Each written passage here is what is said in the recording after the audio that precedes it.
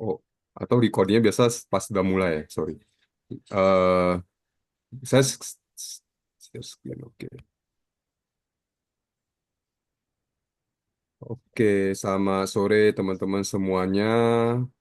Hari ini saya akan memperkenalkan, terutama buat teman-teman yang belum berkenalan ya dengan perkumpulan kami, yaitu adalah Perkumpulan Neurosemantik Indonesia.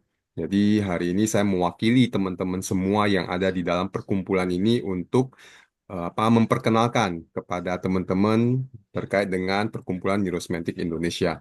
Nah, apa sih Perkumpulan Neurosemantik Indonesia ini? Nah, tentu kalau dari namanya sendiri Neurosemantics Indonesia berarti Perkumpulan Neurosemantik Indonesia secara garis besarnya ini adalah tempat berkumpulnya kita para neurosemantics trainer dan meta coach. Ya, jadi di sini kita berkumpul di dalam sebuah wadah yang legal secara hukum di Indonesia. Dan PNSI ini sebenarnya bagian dari sebuah perkumpulan internasional. Jadi kita di Indonesia kita bagian dari sebuah perkumpulan yang internasional atau yang kita sebut dengan International Society of Neurosemantic Indonesia. Nah, di dalam perkumpulan internasional ini kita ada presiden, direkturnya kita di internasional itu adalah David Murphy. Lalu kemudian ada MCF itu ada Sean Dyer dari Australia. Kalau tadi David Murphy yang dapat teman-teman baca ada di Meksiko. Nah, seperti juga yang teman-teman lihat, kami bagian dari sebuah perkumpulan di seluruh dunia ya. Ada 14 institut yang saat ini yaitu adalah dari Egypt, Middle East, North Africa, Brazil, Afrika, dan lain sebagainya. Total saat ini ada 14 institut. Bahkan sebenarnya baru bertambah satu yaitu adalah Mauritius. Jadi kita total ada 15 institut neurosemantik di seluruh dunia. eh, dan Indonesia adalah salah satu bagian dari institut tersebut. Cuman di Indonesia kita sebutnya Perkumpulan Neurosemantik Indonesia karena kita legalkan secara eh, sesuai hukum Indonesia. Tapi kalau kita kerennya itu adalah Institute of Neurosemantic Indonesia atau kita kenal dengan namanya INSI. Nah, INSI sendiri ini sebenarnya sudah ada sejak tahun 2002 atau 2003 ya, di pertama kali oleh Bu Mariani membawa masuk neurosemantik ke Indonesia. Jadi kita boleh dibilang udah hampir ada 20 tahun lebih saat ini ada di Indonesia. Walaupun secara hukum itu baru beberapa tahun, tapi kalau secara awal mulanya dari eh, Indonesia Community of Neurosemantic atau ICON sampai kemudian menjadi INSI dan kemudian terakhir menjadi PNSI. Nah, jadi kita udah ada sekitar 20 tahun lebih di Indonesia dan saat ini beranggotakan ya saat ini beranggotakan kalau secara NS Trainer secara yang saat ini yang terdaftar yang artinya kita tiap tahun perlu memperpanjang license kita. Jadi itu ada 28 Neurosemantic Trainer.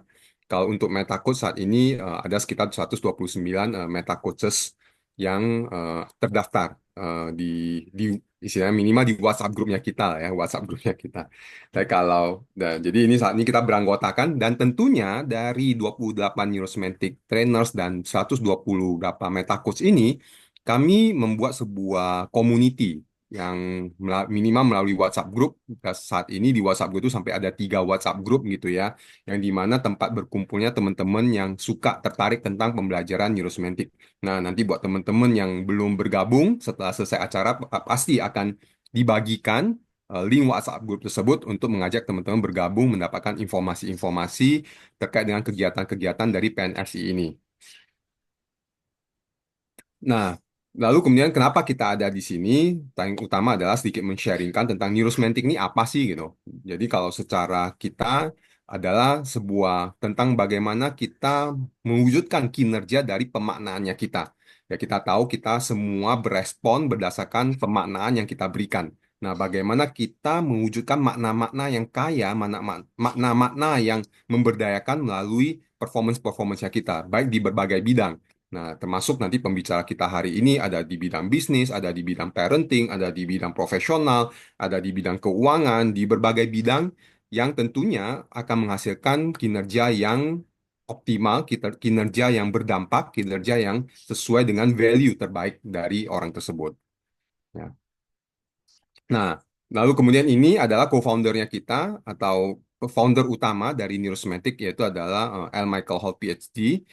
Kenapa disebut co-founder? Jadi ada berdua yang apa ya, mengkukuhkan Neurosemantic yaitu adalah satu lagi Bobby Bodenhammer, tapi sekarang sudah pensiun. Yang saat ini masih aktif adalah L. Michael Hall PhD. Gimana teman-teman dapat reach us? Ya, teman-teman di sini kita sering juga ada pertemuan-pertemuan. Jadi teman-teman dapat lihat di website kita ada www.neurosemantic-indonesia.com atau ke Facebook dan Instagram dan juga kita punya YouTube ya Neuro-Semantics Indonesia. Jadi teman-teman di sini teman dapat connect dengan kita dan hari ini acaranya juga menjadi salah satu bagian dari kegiatan di PNSI ini, yaitu kita setiap bulan, kalau tiap bulan itu ada Meta Coach Cafe, lalu tiap 2 bulan sekali ada Insitalk, ya. Jadi ini adalah acara yang rutin kita lakukan, belum lagi beberapa acara internalnya kita.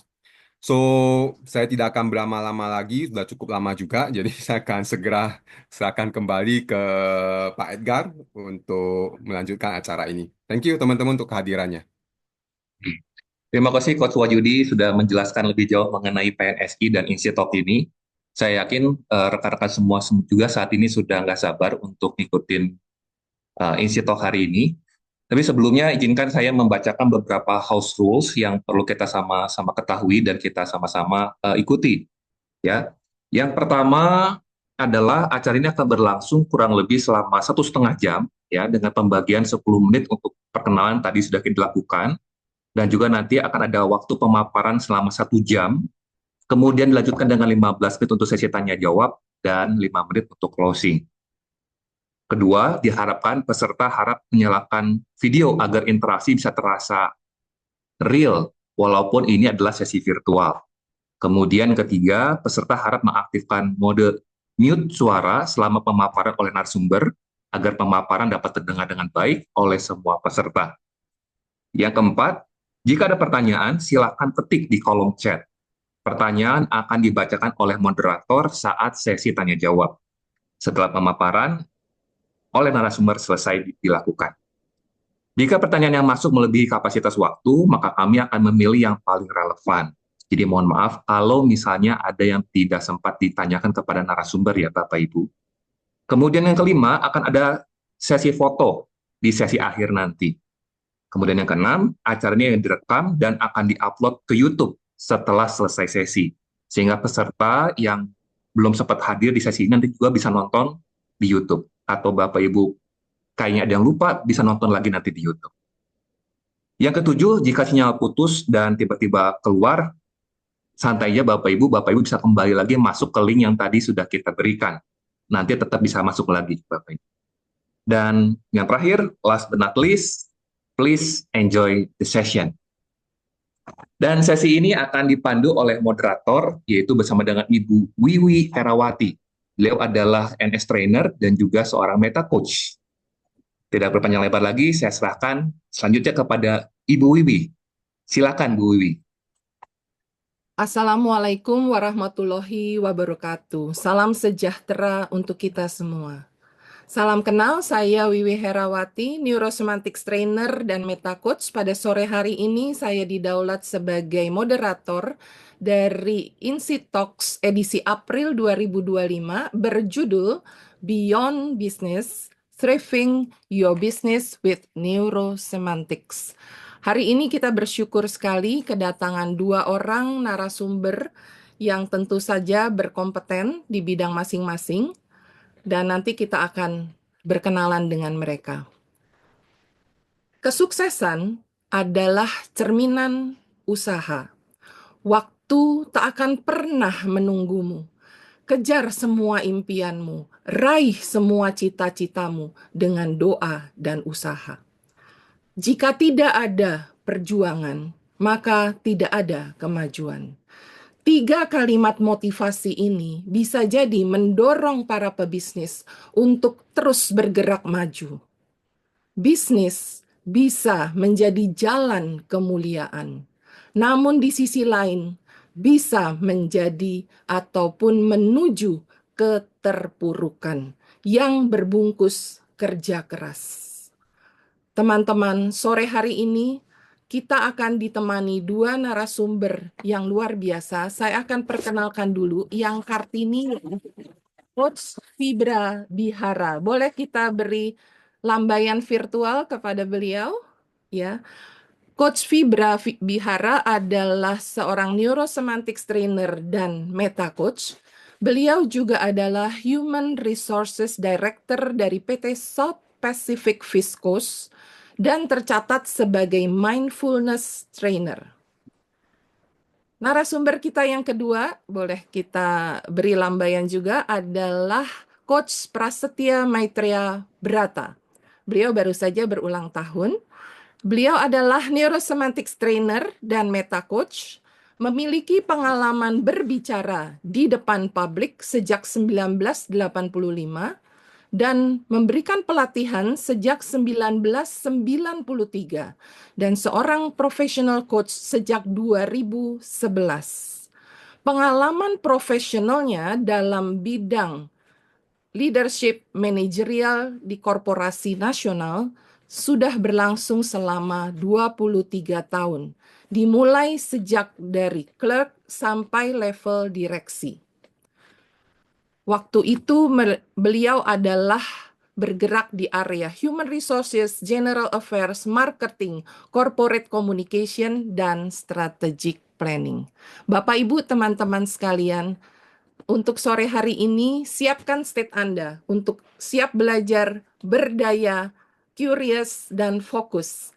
Karena beliau berdua pasti akan sharing hal-hal yang luar biasa.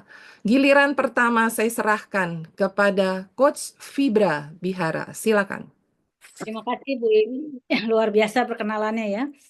Sangat memotivasi kita untuk hari ini sharing. Mungkin kita lebih tepatnya menggunakan sesi ini untuk saling bertukar pikiran, karena apa yang kami sampaikan mungkin sesuatu yang sudah diketahui, tapi mudah-mudahan sore ini akan ada refleksi-refleksi baru yang memberikan perbedaan ya dalam kehidupan kita. Nah, topik kita kali ini adalah Beyond Business, Thriving Your Business with Neurosemantic. Tadi sempat kita bertanya ya Bu Wiwi, thriving itu apa sih gitu ya. Thriving ini adalah sebuah upaya untuk membesarkan ya, untuk menjadikan bisnis kita adalah bisnis yang kita harapkan atau yang kita memang sudah set tujuannya.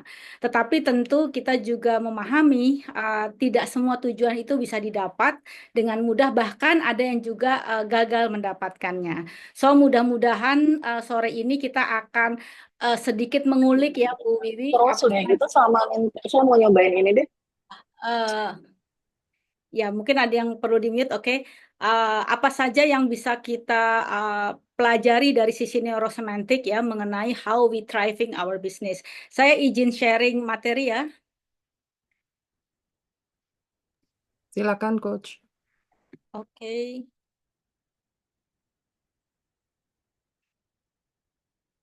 Tadi sudah dicoba kita bisa sharing. Kenapa tidak bisa ya sekarang? Oke, siap. Ya, biar. Oke, baik. Sudah bisa dilihat? Sudah. Ya, baik. So, teman-teman tadi Yudi sudah sedikit menyampaikan tentang neurosemantik. Saya izin untuk mengulang sedikit. Jadi, neurosemantik adalah pendekatan yang akan kita pakai sore ini untuk melihat bagaimana bisnis itu bisa tumbuh dan berkembang ya untuk mencapai tujuannya. Yang kita pakai adalah pendekatan dari neurosemantik di mana ini didevelop oleh Michael Hall yang bicara mengenai bagaimana kita itu membangun sebuah makna dalam pikiran kita atau disebut semantik, dan kemudian makna-makna ini yang kemudian mempengaruhi bagaimana nervous system kita, yaitu otak kita, emosi kita, perilaku kita, dan cara kita menjalani hidup ini gitu ya. Dan ternyata makna yang kita buat ini itu mengontrol bagaimana kita melakukan sesuatu dan bagaimana hasil yang akan kita dapatkan ya. So ini menarik sekali ya. Kalau kita bicara mengenai neurosemantik di bisnis, maka insight pertama yang mungkin saya bisa share adalah apa yang dikatakan oleh Simon Sinek. Jadi Simon Sinek ini memperkenalkan ya bahwa semua bisnis yang besar itu dimulai dari why yang jelas. Nah, walaupun ini kedengarannya klise, kenapa? Karena ya semua organisasi pasti ketika dibangun itu pasti ada alasan dan ada tujuannya ya. Tapi ternyata teman-teman tidak sedikit bahkan mungkin sebagian besar dari perusahaan-perusahaan ini lupa mengenai alasan dia memulai bisnis karena kemudian dia terjebak pada cara pada apa yang dilakukan ya sehingga tujuan itu hanya menjadi tempelan di dinding kantor ya. Oh, ini misi perusahaan, tapi tidak semua orang bahkan sadar mengenai tujuan itu. Nah, Simon Sinek di sini mengingatkan bahwa semua organisasi yang besar itu adalah organisasi-organisasi yang dia clear terhadap tujuannya tahun demi tahun. Dia yang memastikan bahwa tujuan ini menjadi pengikat yang sadar atas semua tindakan dan keputusan dari organisasi tersebut.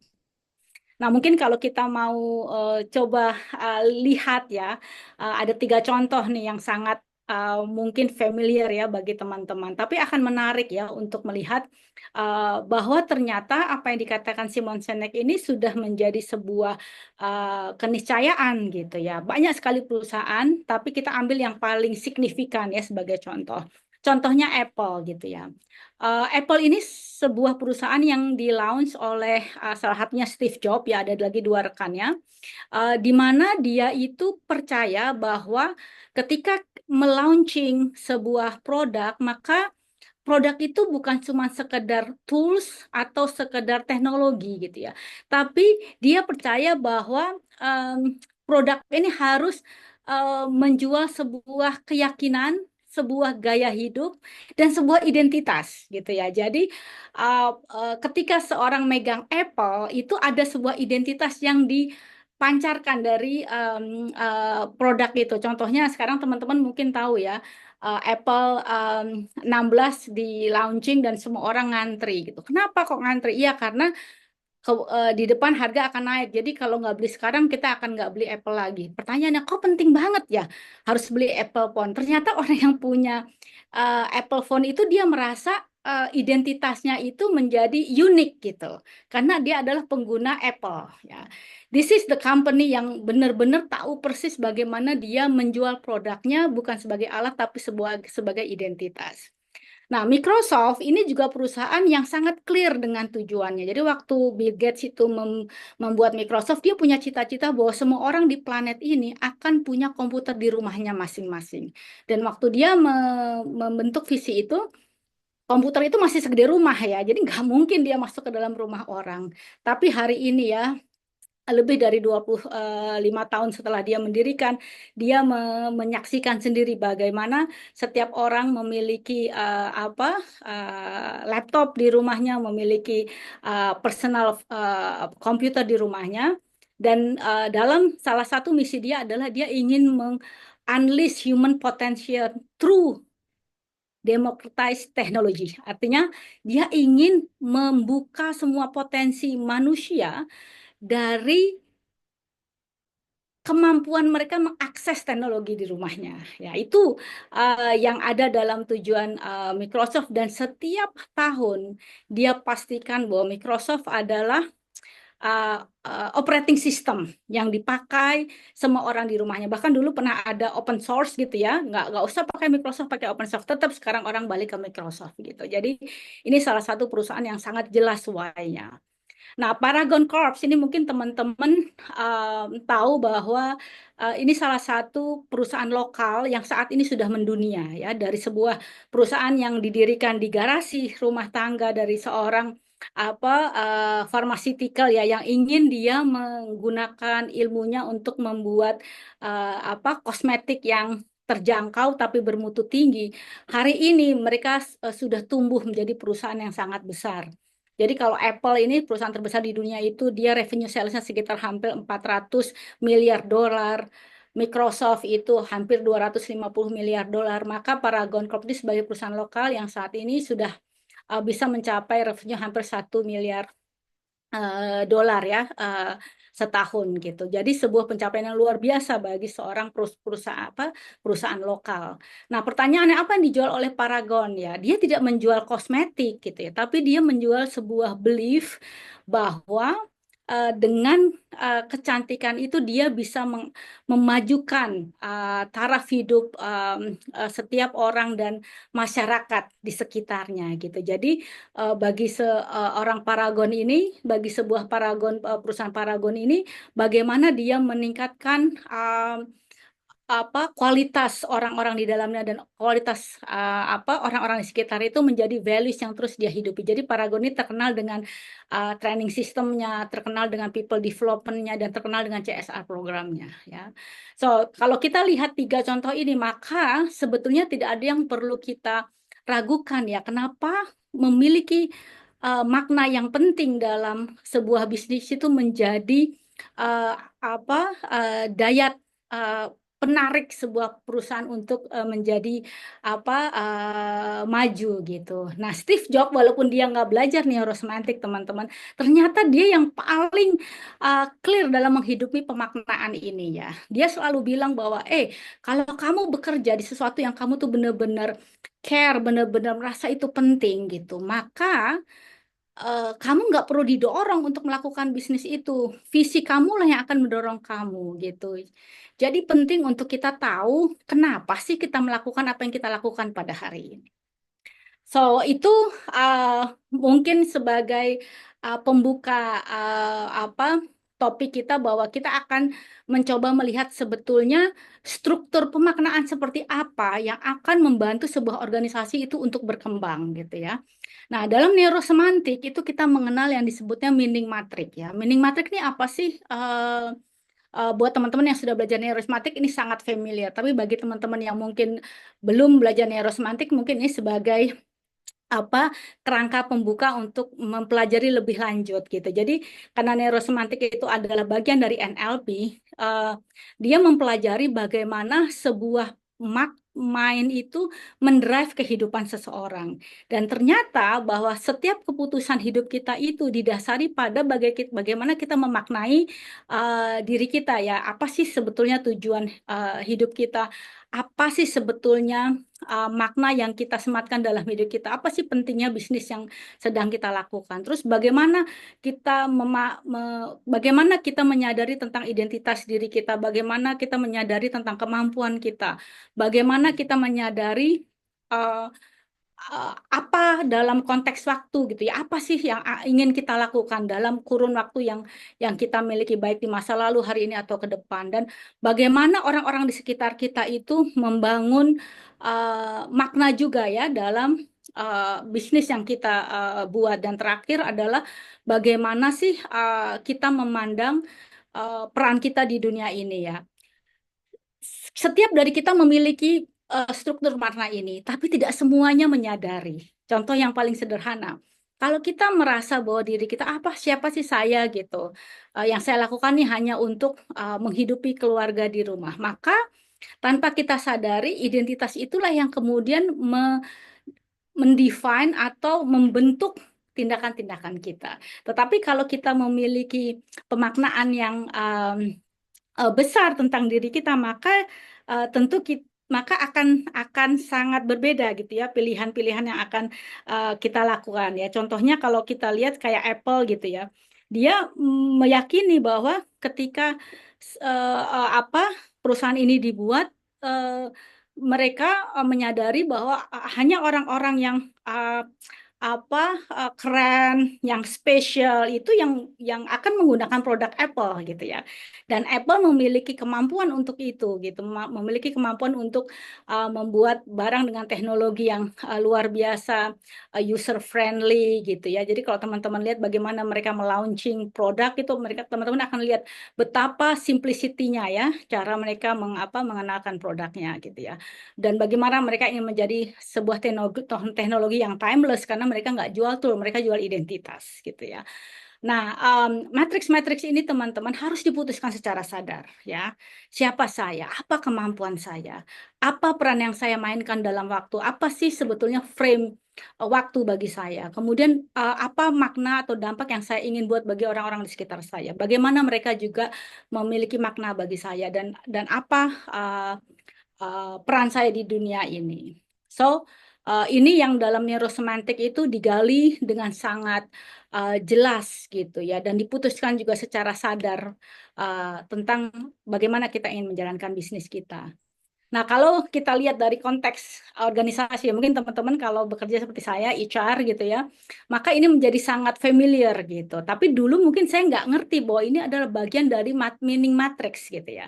Tapi ternyata sekarang saya memahami kalau meaning matrix ini benar-benar kita buat secara sadar, maka tujuan apapun yang sudah kita sematkan, insya Allah akan tercapai gitu. Contohnya kalau dari sisi meaning, kita akan bicara tentang belief, values, atau frame yang kita pakai di dalam organisasi kita, dan aplikasinya adalah adanya employee engagement, adanya company engagement. Kalau intention kita bicara goal, motive, dan purpose ya, yang bentuknya nanti adalah vision dan mission.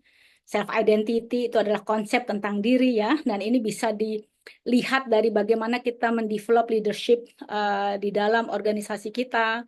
Kita bicara power, maka kita bicara tentang skill dan capability serta competitive advantage. Apa sih yang kita tawarkan secara unik ya bagi siapapun yang menjadi customer kita, sehingga aplikasinya bisa berbentuk kompetensi development dan innovation.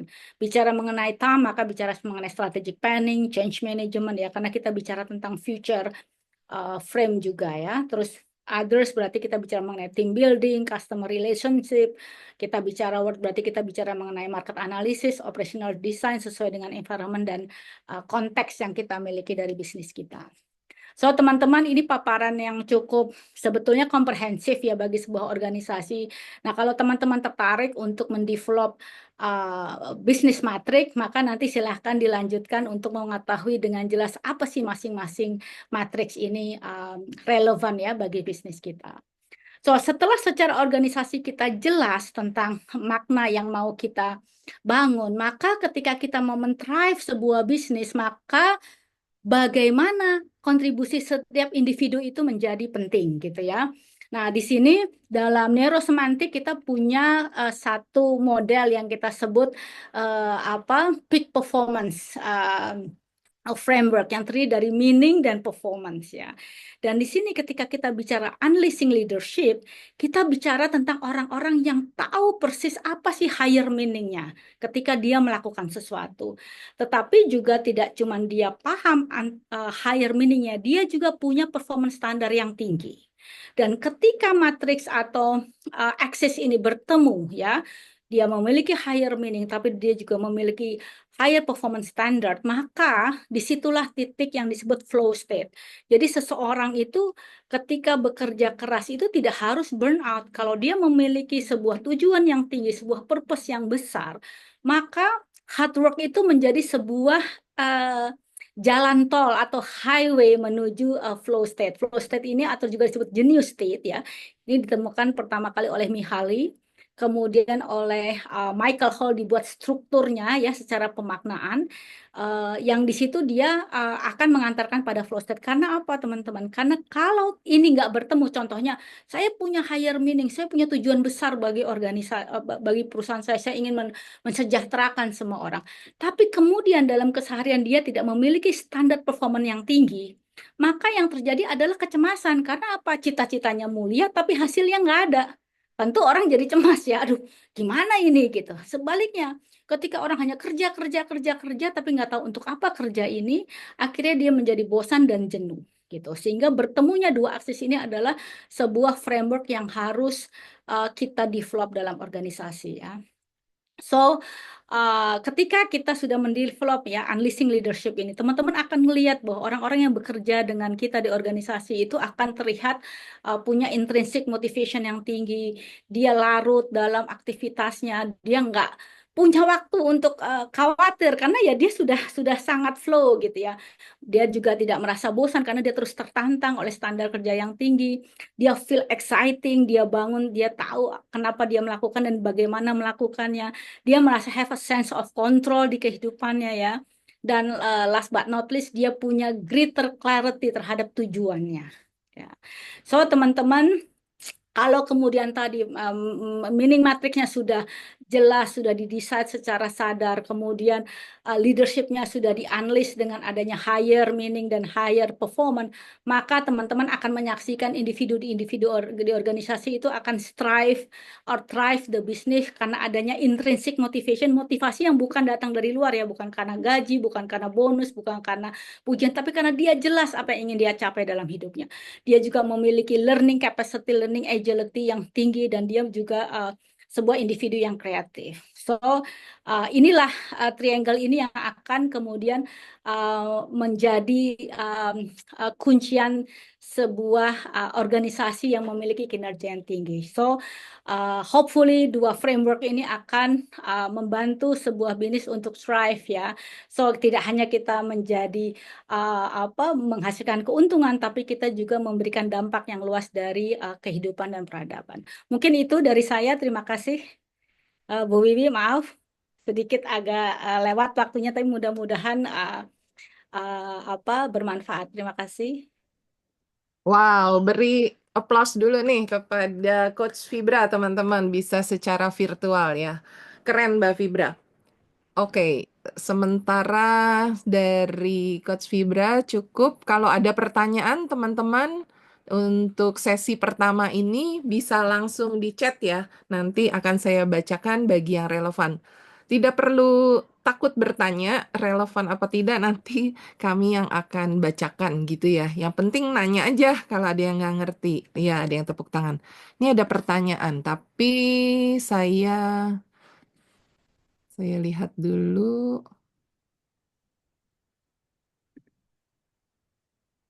Apabila kita merasa kurang perform dalam bisnis, nggak mencapai target yang diharapkan, padahal sudah memiliki meaning. Apa hal yang perlu dievaluasi lagi? Nanti dijawabnya ya, Mbak Fibra, tapi ada pertanyaan seperti itu dari Mbak Resti Hardianti. Saya lanjutkan dulu sesi kedua untuk Coach Prastia M. Brata. Dipersilakan. Terima kasih Bu Wiwi. Assalamualaikum warahmatullahi wabarakatuh. Mbak Fibra curang nih, katanya 30 menit, ini baru 20 menit udah selesai. Kan janjinya jatah saya cuma 10 menit. Teman-teman, terima kasih yang sudah membuka videonya, jadi saya bisa melihat wajah Anda seperti, ya ini memang kalau tutup video ini, saya nggak tahu apakah ada di depan saya persis. Karena topik kita ini adalah beyond business, maka pertemuan kita ini juga bukan sekedar pertemuan seminar, bukan pertemuan menggali ilmu, tetapi lebih dari itu, melampaui. Jadi kalau kita memberi judul ini beyond business, beyond itu artinya melampaui, lebih tinggi dari. Maka kita punya atau kita sama-sama untuk meninggikan forum kita ini dengan yang bisa on cam, yang tidak bisa on cam, ya sudah, tidak apa-apa. Hati kita yang nanti akan bertaut. Nah, beyond business. Neurosemantics ini saya frame dulu ya. Neurosemantics itu bukan segala-galanya atau bukan merupakan ilmu yang bisa mewujudkan segala-galanya. Karena neurosemantics adalah ilmu tentang bagaimana kita beroperasi, bagaimana kita punya subjective experience mencapai hasil-hasil yang excellent. Dan diri kita, diri kita ini tidak hanya sekedar yang bisa dijelaskan oleh neurosemantics. Jadi diri kita tuh ada tiga unsur: ruh, kolbu, nurani, dan self ketiga yang mengetahui kebenaran dengan representasi. Nah, neurosemantics NLP baru bisa menjelaskan self ketiga. Dia belum bisa menjelaskan self kedua, apalagi self yang pertama. Tetapi karena kita sekarang forumnya adalah beyond, maka tidak terlepas dari nanti mungkin materi saya juga ada yang beyond neurosemantics, beyond NLP, in beyond business. Nah, saya langsung share dulu.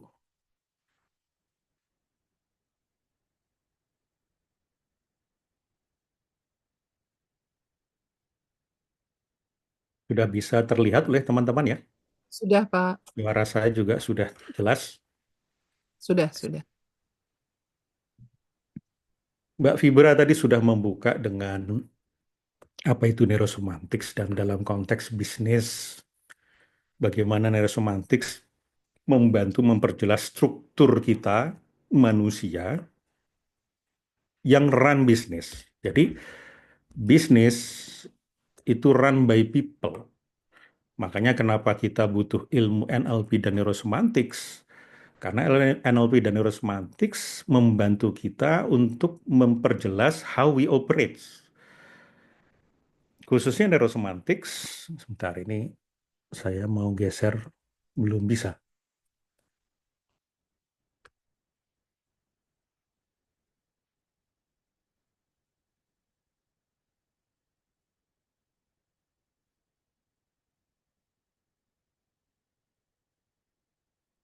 Bentar teman-teman.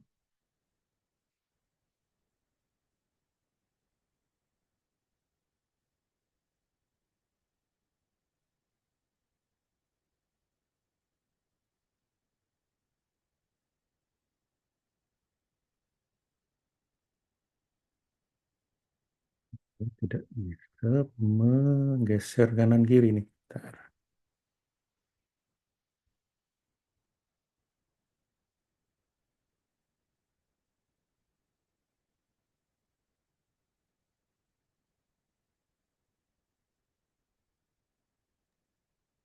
Buat teman-teman yang ada pertanyaan, silakan diketik ya di kolom chat. Tidak perlu menunggu. Apa aja yang tadi dari Coach Fibra yang belum paham boleh ditulis, nanti akan dibacakan. Silakan Pak Pras, sudah kelihatan. Iya, tapi saya tidak bisa menggeser kiri kanan ternyata. Oke, kalau begitu saya ngobrol tanpa ini aja, tanpa slide. Nah, saya dibantu sama slide yang di sebelah kiri saya saja untuk mengingatkan.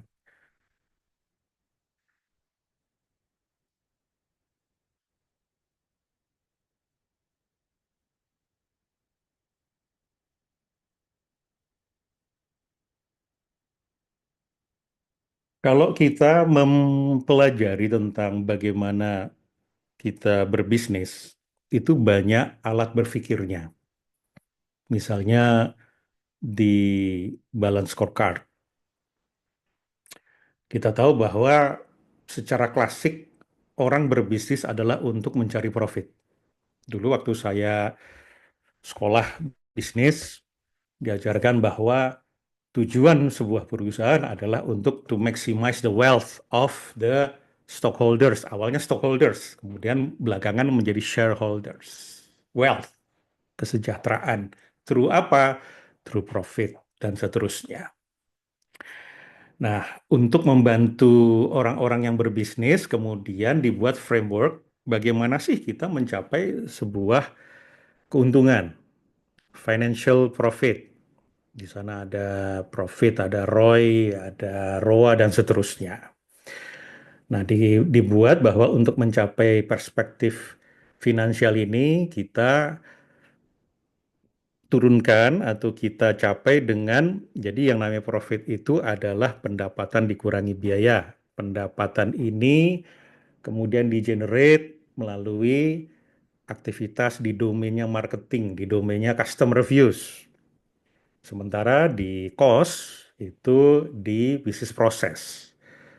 Nah, yang meran bisnis proses dan Marketing itu adalah dua, dua komponen utama, yaitu manusia dan teknologi, yang ini disebut dengan perspektif learning and growth. Jadi kalau kita mau memberesi bisnis, mau mensukseskan bisnis, ingat saja bahwa kita perlu memberesi di awal itu adalah manusianya, kemudian teknologinya supaya antara manusia dan teknologi kita punya power. Kalau tadi di di matriksnya Mbak Vibra, di sana ada power. Kemudian dari kompetensi ini meng-create bisnis proses, kemudian di-run, diimplementasikan dalam marketing sehingga didapatkan customer loyal dan akhirnya ujungnya adalah financial goals itu tercapai. Kalau kita mempelajari tools lain, misalnya bisnis model Canvas, itu sama juga. Jadi supaya kita berjaya secara financial, secara apapun itu market share dan seterusnya, maka kita di ujung sana adalah kita identify dulu mana customer kita, target kita, kemudian kita jangkau itu dengan bagaimana kita memasuki mereka dan bagaimana mereka tetap setia kepada kita, distribution, kemudian customer engagement, yang kita berikan kepada mereka apa value proposition. Ada produk di sana, ada service di sana. Dan untuk bisa kita menghantarkan value proposition, maka kita identify mana key resources, mana key activities, bagaimana kita partnership, strategic partnership, dan masing-masing itu ada cost-nya, ada revenue-nya. Nah, yang tidak banyak disentuh adalah aspek manusia terdalamnya. Karena ketika kita menggunakan balance scorecard, menggunakan BMC, menggunakan apapun yang selama ini kita gunakan, boleh jadi itu semua di-run oleh people yang dia menggunakan jas Armani, menggunakan sabuk Hermes, menggunakan sepatu. Kalau Bali udah Hermes, udah Armani, kok masa sepatu Bali ya, itu terlalu jomplang itu apa? Biasanya sepatunya apa ya Mbak Vibra ya? Kalau Adidas kan udah lewat ya. LV, LV. Ya, LV. Tetapi mereka isinya itu adalah robot, adalah zombie. Mereka menjadi alat. Bahkan saya sendiri menjadikan diri saya adalah alat untuk sebuah tujuan yang ketika tujuan itu tercapai, so what?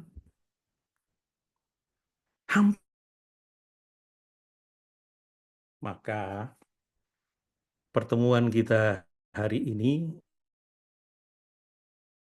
angka memperbaiki bisnis. Mas Roni Bonekaku ikut forum ini bukan sekedar bagaimana memperbaiki bisnis di bonekaku.id, tetapi bagaimana kemudian kita boleh jadi merasa sudah dalam posisi puncak bisnis.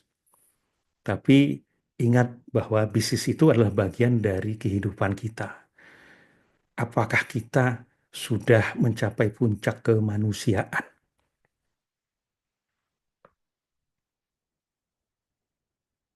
Karena nanti di ujung sana penyesalan terbesar kita adalah kita seperti membangun menara kesuksesan, tetapi lupa membangun tangga untuk pulang. Ini saya sengaja bahasa saya ini bahasa metafora dan sastrawi karena kalau bahasanya bahasa ilmiah nanti banyak yang bisa dibantah gitu. Kalau bahasa sastra kan bebas-bebas saja gitu. Begitu ya Kang Arif ya. Kalau masalah pajak itu kan bisa dibantah, itu udah sesuai dengan aturan gitu. Nah, supaya saya juga tidak kemana-mana, ini saya perlu menjaga diri juga. Maka kalau tadi Mbak Fibra mengatakan bahwa neurosemantics, how semantics, makna, does our neurology to perform.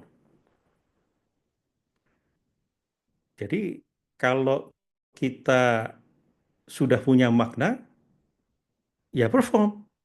Tapi kalau kita sudah perform, apa maknanya? Makanya neurosemantics itu tulisannya bukan neurosemantics langsung, tetapi neuro dash strip semantics karena makna mempengaruhi kinerja. Neurologi tempatnya kita perasaan, tindakan, tadi yang disampaikan oleh Mbak Fibra itu tempatnya kita berkinerja, makna kinerja.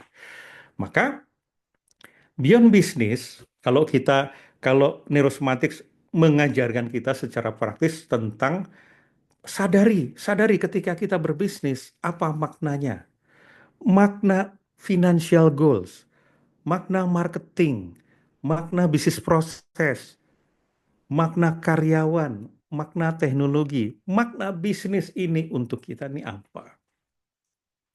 Tetapi makna yang bagaimana sih? Makna yang setelah kita laksanakan itu membawa kita kepada kemanusiaan kita. Bukan makna yang memberi makan kepada kemahlukan kita sebagai, kalau di Islam itu namanya bashar. Bashar itu manusia sebagai biologi. Jadi bahwa profit ini nanti akan saya gunakan untuk kepentingan-kepentingan hedonistik, memenuhi ego-ego saya, memenuhi ambisi-ambisi, emosi, ambisi ragawi, kenikmatan-kenikmatan ragawi saja, bukan hanya sekedar itu. Itu artinya purpose, kalau tadi big why, purpose dari bisnis, apakah betul-betul purpose-nya kita sebagai manusia? Nah,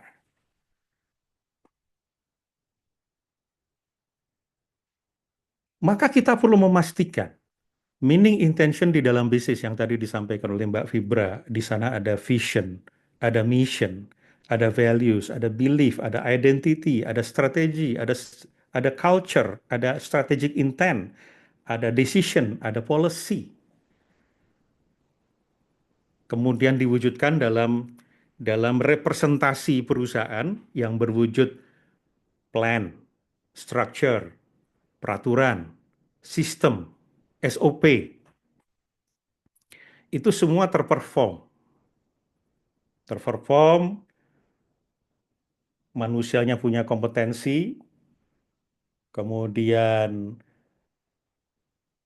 branding, marketing, selling, services, operation, execution, monitoring, risk management, semua itu dilakukan kemudian mencapai outcome tertentu. Nah, ini teman-teman, alhamdulillah karena kegagalan kita dalam menampilkan slide, maka teman-teman juga di sini tidak akan ngantuk karena ini ngomong apa sih, bayangannya seperti apa ini. Alhamdulillah ini di balik segala sesuatu itu ada kebaikan.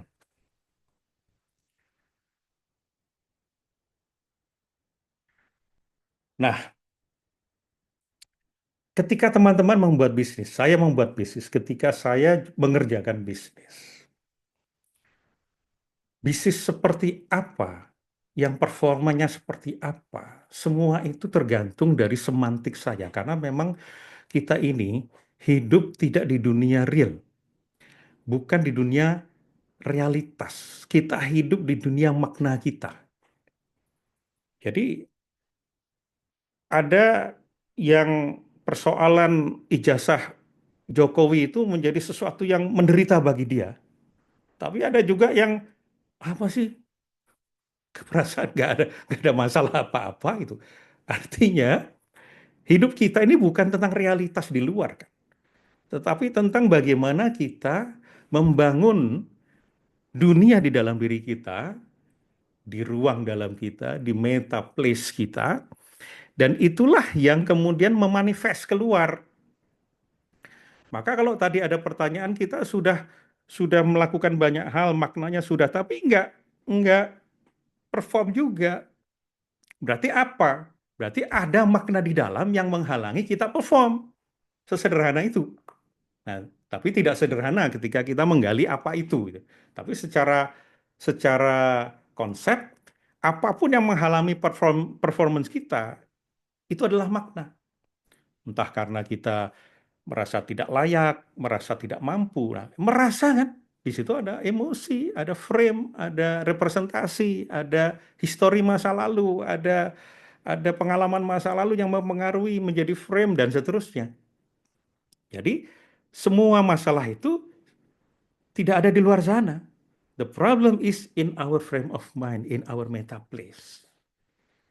Nah, maka ketika kita berbisnis, kemudian kita sudah punya rumusan visi, misi, kemudian kita sudah punya strategic planning, kita sudah punya rencana tahunan, kemudian kita sudah punya SOP, aturan perusahaan, dan seterusnya, sehingga kita eksekusi sampai akhirnya menjadi hasil, dan hasil itu ada lead indicator, ada lag indicator, mana yang indikator untuk melihat progres antara, mana yang progres akhir. Maka Rumi mengatakan, jika kau tetap terpaku pada bentuk-bentuk, kau adalah pemuja berhala. Lampaui bentuk, lihatlah makna. Artinya kalau kita misalnya profit, wah profit gue 1 miliar. Apakah hidup kita ini untuk 1 miliar itu? Ataukah sebetulnya beyond dari 1 miliar, bahwa ada sesuatu yang lebih dari 1 miliar?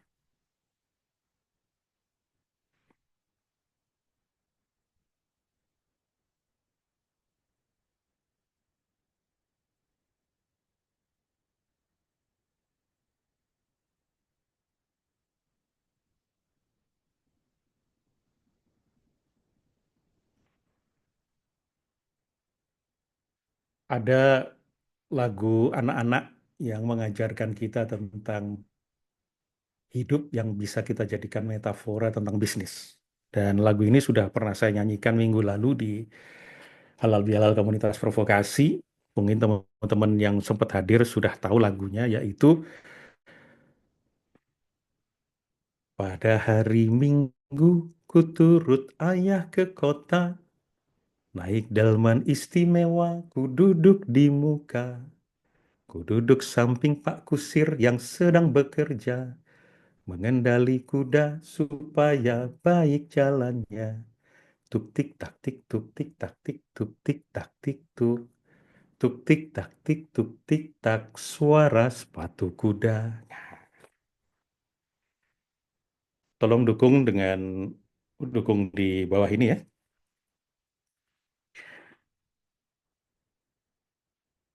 Aku itu turut ayah ke kota pada hari Minggu. Jadi kalau kita mau gimana kita bisnis, atau sebelum kita bisnis ke diri kita deh, karena bisnis is run by us, by diri kita. Maka kita punya tujuan bisnis, punya tujuan apapun, ingat aja lagu ini. Pada hari Minggu ku turut ayah ke kota. Saya mau ke kota, berarti di situ ada outcome, ada tujuan, ada desire state. Naik delman istimewa. Kenapa hari Minggu? Karena hari Minggu itu hari Ahad, hari yang pertama. Maka kita disuruh pagi-pagi bangun kerja. Jangan tunggu sampai tidur lagi sampai nanti. Itu udah hari Rebo, udah hari Kamis. Ini etos. Ini bicara tentang etos.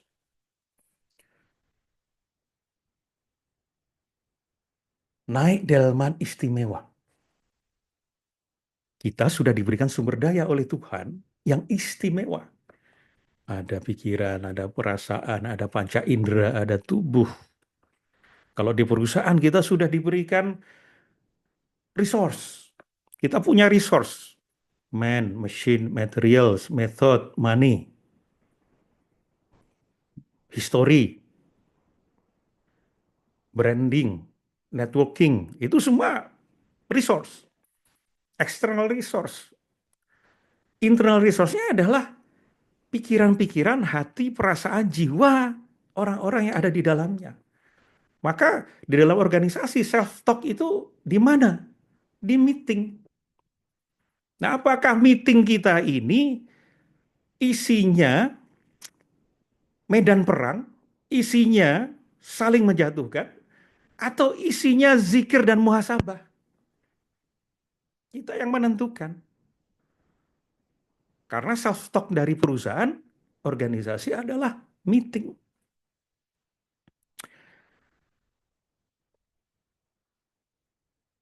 Kita sudah diberikan sumber daya delman istimewa.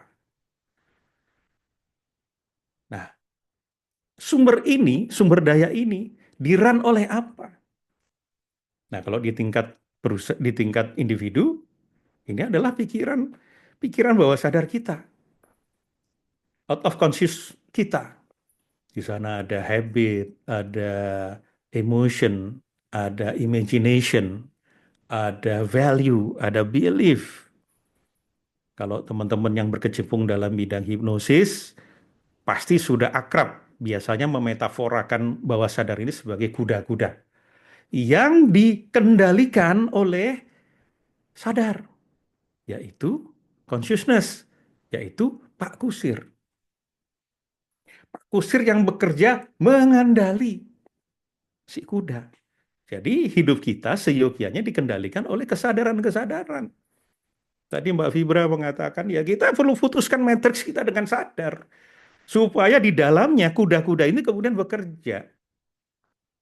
Tapi kalau kuda itu nggak diarahkan, dia bekerja lebih kuat daripada kusirnya, maka kusirnya akan terseret-seret oleh kudanya.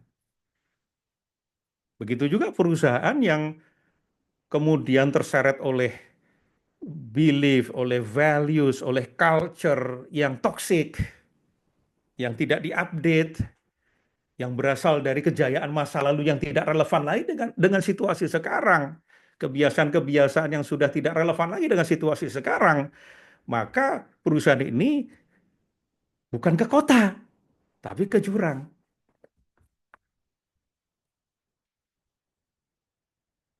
Mengendali kuda supaya baik jalannya. Supaya apa? Tuk tik tak tik tuk tik tak tik tuk, harmoni, selaras, kongruen antara pikiran, perasaan, ucapan, tindakan, kongruen, selaras. Tuk tik tak tik tuk tik tak tik tuk tik tak tik tuk. Fokus. Itu suara berirama itu hipnotik dan membuat trans, fokus, jenius. Supaya baik jalannya, supaya memastikan bahwa Pak Kusir sebagai conscious mind itu menganalisa, oh harus ke kiri, oh ditarik rem, oh digas, dipecut, segala macam. Nah, tetapi jangan berhenti di situ. Beyond business kita itu mengingatkan kita bahwa, ini perjalanan siapa? Bukan perjalanan Pak Kusir. Bukan perjalanannya si kuda. Ini perjalananmu yang duduk di muka, duduk di samping Pak Kusir yang sedang bekerja. Ku itu siapa? Ku itu kita, kesejatian kita. Kesejatian kita. Yang direpresentasikan di self pertama dan kedua. Self ketiga itu kan alat kita sebenarnya. Representasi itu alat kita. Maka bisnis kita ini untuk memenuhi kebutuhan self kita yang ketiga atau memang betul-betul sebagai pengejawantahan dari misi kita sebagai self pertama dan kedua di dunia ini. Hati nurani, supra consciousness yang ngasih tahu Kusir, Pak Kusir, walaupun kita tahu kuda ini butuh makan dan berhenti dulu untuk supaya kuda-kuda ini makan di rumput, tapi tolong tanyakan padang rumput ini punya siapa, jangan sampai kita memakan hak orang lain. Jangan sampai kita korupsi. Jangan sampai kita lalai bayar pajak. Jangan sampai kita jalannya walaupun ke sana, tapi ini jalur busway loh Pak. Ini bahu jalan loh Pak, nggak boleh dilalui Pak. Kita tetap di sini walaupun agak macet, nggak apa-apa, sabar Pak. Itu adalah aku yang duduk di samping Pak Kusir. Dan jangan lupa satu lagi, aku itu turut ayah. Kalau ayah mengatakan, ngapain kamu ke desa sebelah? Kan kita mau ke kota. Ayo kembali ke kota. Kalau ayah sudah mengatakan seperti itu, kita nggak punya kuasa. Ayah itu representasi atau simbol dari sang pemilik kehidupan kita ini. Nah, apakah hidup kita, bisnis kita dijalankan dengan itu? Bukan terserah Pak Kusir, bukan terserah si kuda-kuda. Maka jangan lupa ayah itu turut loh. Walaupun kita mengatakan saya turut ayah ke kota, tapi ketika kita sebagai aku yang duduk di samping Pak Kusir, ayah itu selalu turut karena ikut di delman. Artinya, kalau kita sudah punya kesadaran bahwa bisnisku bukan lagi tentang time is money, tapi time is pray. Bukan lagi tentang membuat laporan keuangan, tapi aku melihat bahwa setiap angka yang kumasukkan ke dalam sel spreadsheet ini adalah Asmaul Husna. Setiap rapat yang ku selenggarakan ini didahului dengan istighfar. Karena bisnis banyak hancur karena lupa istighfar. Lupa menginventarisir apa dosa-dosaku, apa dosa-dosa bisnis ini. Wah, saya kira setengah jam sudah hampir sampai ya, Bu Wiwi ya. Dan ini bukan tentang religi teman-teman, bukan tentang agama. Ini tentang kesejatian kita di dunia. Makanya di Neurosemantics, Michael Hall mengatakan bahwa everyone, termasuk kita semua, is spiritual being. Kita ini semua spiritual. Spiritual itu adalah pertanyaan-pertanyaan yang makin lama makin eksistensial. Aku ini siapa? Aku ini kemana? Mau ngapain? Dan dijawab oleh religi. Religion menjawab pertanyaan-pertanyaan spiritual kita. Maka religion. Jangan sampai juga kalau kita nggak menghayati tadi delman istimewa, akhirnya religion itu jawaban yang kita gunakan untuk akhirnya kepentingan kita yang hanya sampai kusir dan kuda saja. Sehingga menggunakan frame agama, ayo sedekah, ini brand agama, brand yang tetapi ujung-ujungnya akhirnya di dalam hati kita sejati mikirnya cuma profit. Sedekah buat profit, bukan profit untuk sedekah. Duha sama-sama, sholat sama-sama, tujuannya adalah hanya sampai di kota, padahal beyond kota. Kota itu kalau udah sampai terus ngapain, terus kemana? Apa maknanya?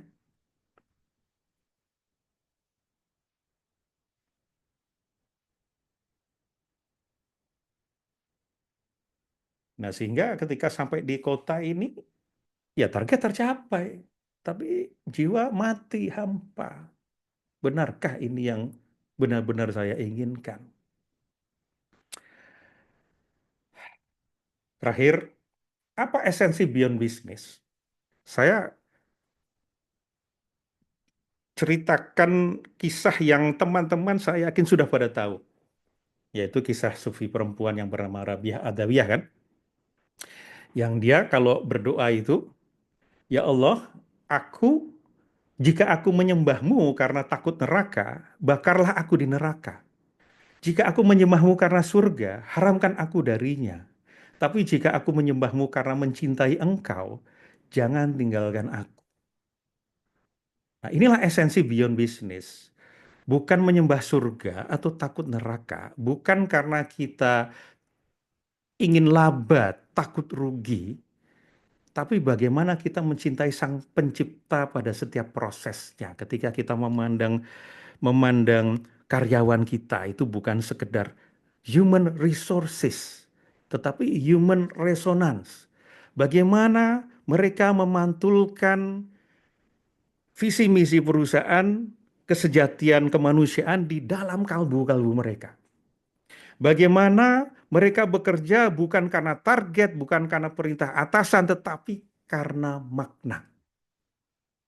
Bagaimana kita memandang pesaing bukan lagi sebagai musuh, tetapi sebagai cermin.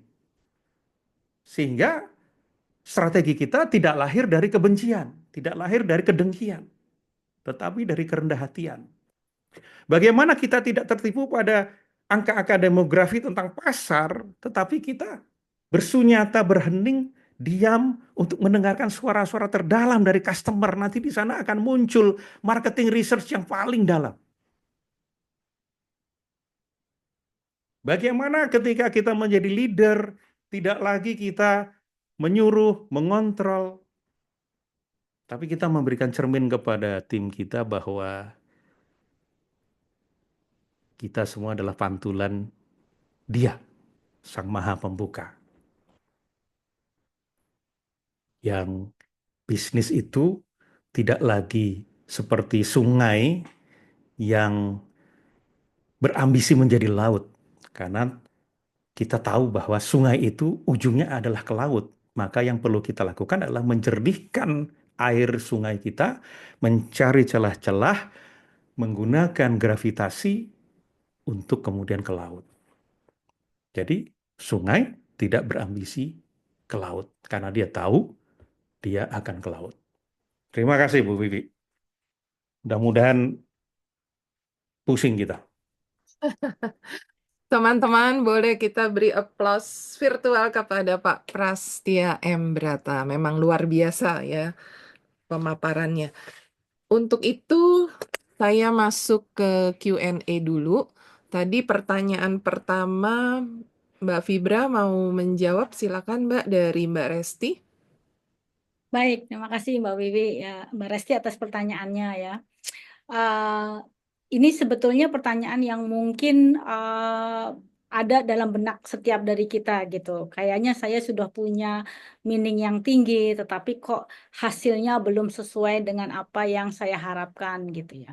Dan kalau saya boleh menjelaskan dari experience saya sendiri gitu ya teman-teman, saya sering melihat bahwa kadang-kadang meaning yang kita anggap sudah ada itu bukan meaning yang selalu kita letakkan pada kesadaran gitu. Jadi seringkali meaning itu kemudian diluted ya atau terkikis oleh keseharian, kesibukan gitu ya. Dan akhirnya kita tidak melekatkan secara sadar makna dari yang saya lakukan ini apa gitu ya. Setiap saat bangun tidur saya tahu, oh ya saya kenapa ya saya harus bangun pagi ini, saya ingin melakukan apa. Jadi itu yang pertama yang saya sering paling banyak terjadi gitu. Jadi meaning itu hanya sebagai jargon tapi tidak masuk dalam neuro kita sebagai penggerak ya hari-hari kita. Itu yang pertama yang saya juga lihat. Yang kedua adalah tadi bahwa performance yang peak itu datang dari higher meaning dan higher performance standard. Nah, higher performance standard ini teman-teman itu membutuhkan open minded dari kita bahwa apakah yang saya jalankan ini sudah cara terbaik atau sebetulnya ada hal yang sudah tidak relevan tapi kita nggak mau berubah karena apa? Karena kita takut mencoba hal yang baru, kita takut masuk ke unknown zone gitu. Maka tadi kalau saya rujuk kepada materi tadi ya, high performance itu indikatornya adalah intrinsic motivation, creativity dan learning ya dan creativity. Artinya ketika sebuah organisasi itu tidak agile untuk merubah ya, learn, unlearn, dan relearn ya, bahwa kita belajar tapi kita juga belajar untuk melupakan yang sudah tidak relevan atau kita mendalami apa yang kita ketahui, maka performance ini menjadi tidak terkunci ya, menjadi performance yang tinggi gitu ya. Mudah-mudahan kalau kita mulai mengevaluasi apakah tadi meaning kita sudah menjadi nafas yang sadar setiap hari dan apakah performan kita sudah memiliki standar yang tinggi yang relevan dengan apa yang kita hadapi, itu bisa kita mulai dari sana mungkin evaluasinya. Mungkin itu jawabannya Bu Wiwi, mudah-mudahan membantu. Terima kasih Mbak Fibra pertanyaannya. Kepada penanya Mbak Resti dimohon bisa menerima dulu ya karena kita akan lanjut ke penanya berikutnya yaitu dari Ibu Roshida. Apakah beliau ada bisa open kamera Ibu Roshida dan pertanyaan Pak Rahmat Syah. Ini sepertinya mirip nih Pak Pras yang bisa menjawab kelihatannya. Pertanyaannya begini Pak, NLP dan Neurosemantics for Self 3, mana yang lebih penting?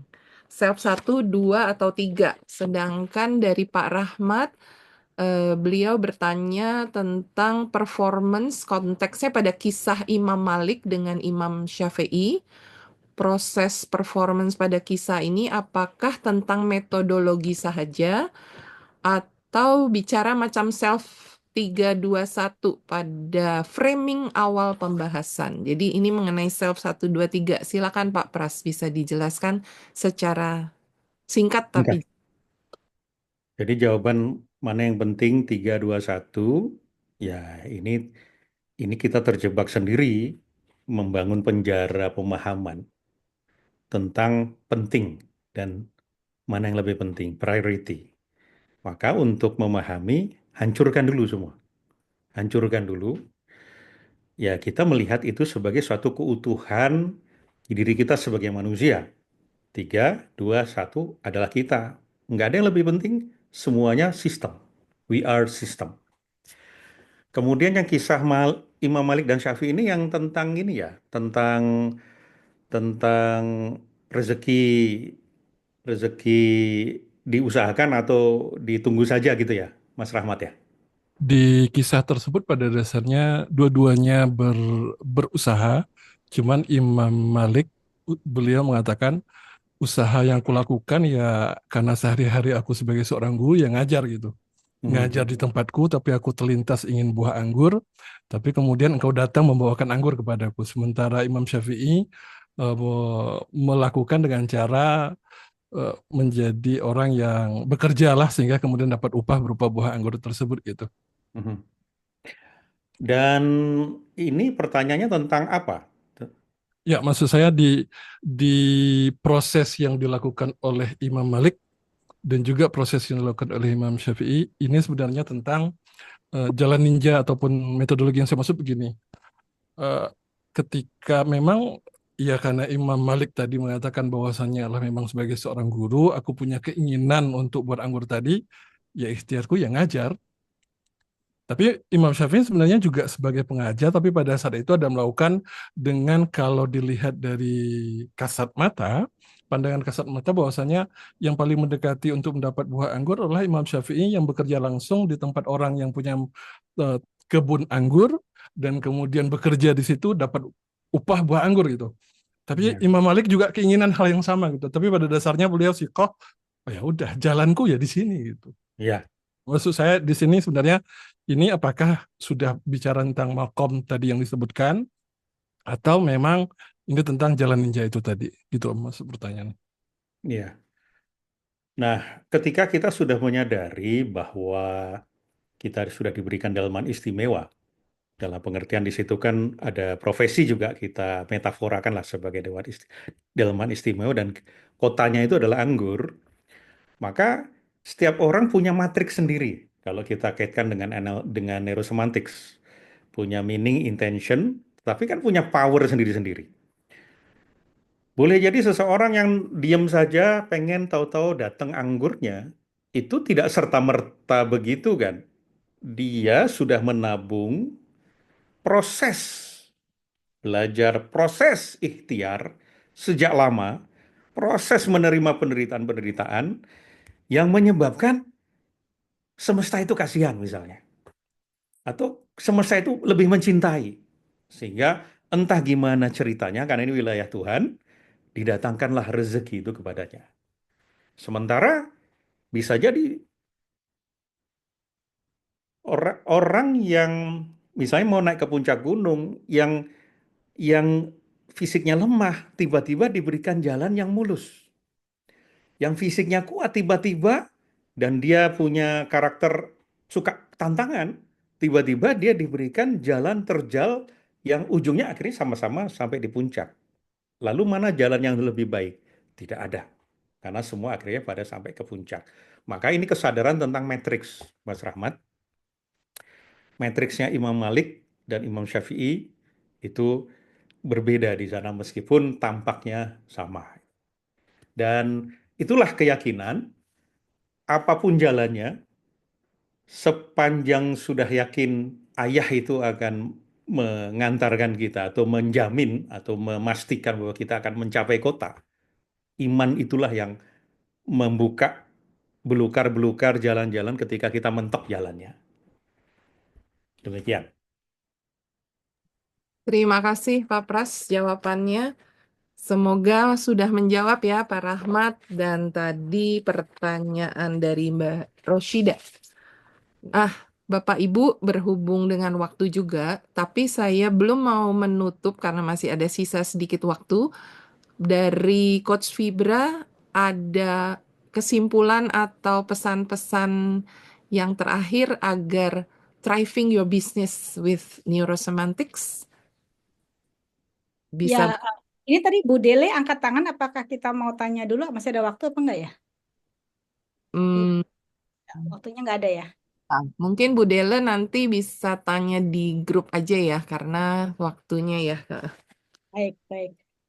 Baik, Alhamdulillah ya, terima kasih teman-teman, senang sekali akhirnya kita sampai di penghujung acara. Tadi pemaparan dari Pak Pras itu juga sangat menginspire ya, bahwa ternyata kita ini memang makhluk yang kompleks gitu ya, sehingga kesadaran atas komponen-komponen apa yang ada dalam kehidupan ini, kalau kita mastery ya, kalau kita menjadi lebih ahli terhadap komponen itu, maka insya Allah sebagai bentuk ikhtiar ya, sunatullah ya, jadi kita memahami sistem yang Allah ciptakan dalam kehidupan ini. Kalau kita menguasai sistem-sistem itu, maka mudah-mudahan ikhtiar kita menjadi lebih efektif.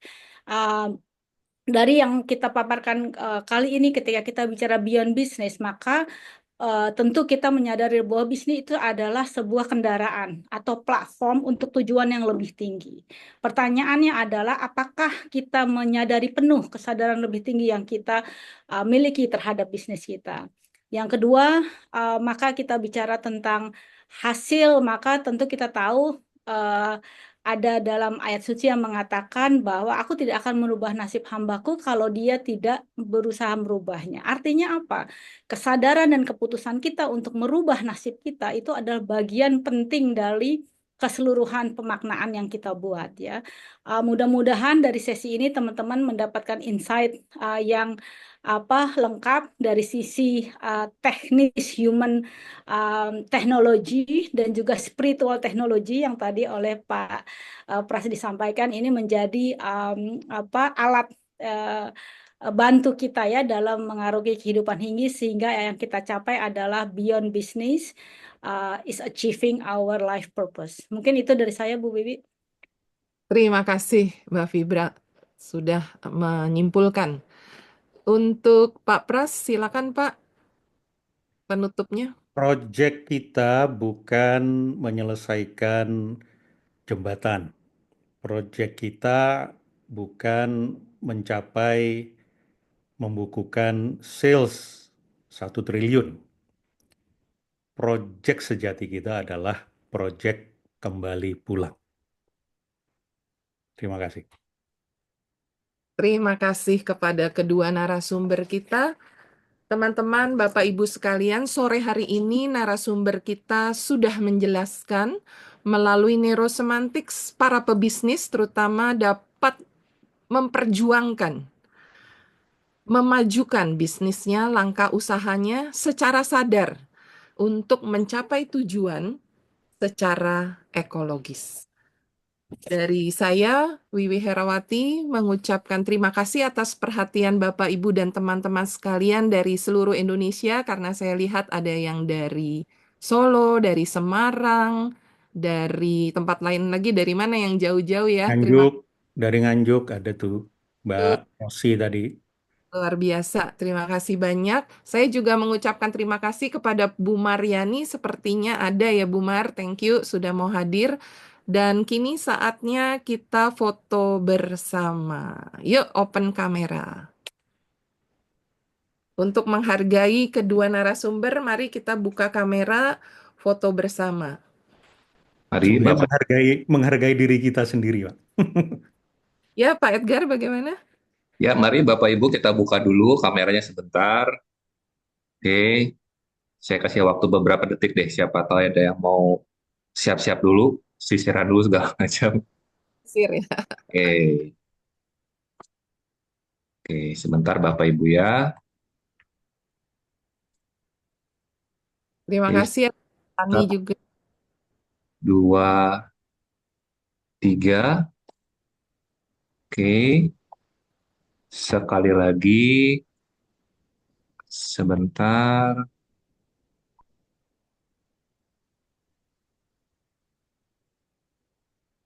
Satu, dua, tiga.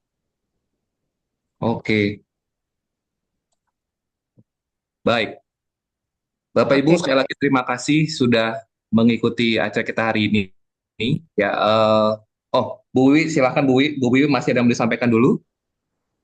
Dari saya cukup, saya mengucapkan terima kasih aja kepada narasumber kita, terutama kepada Ibu Coach Fibra Bihara yang sudah meluangkan waktu mempersiapkan presentasinya yang luar biasa.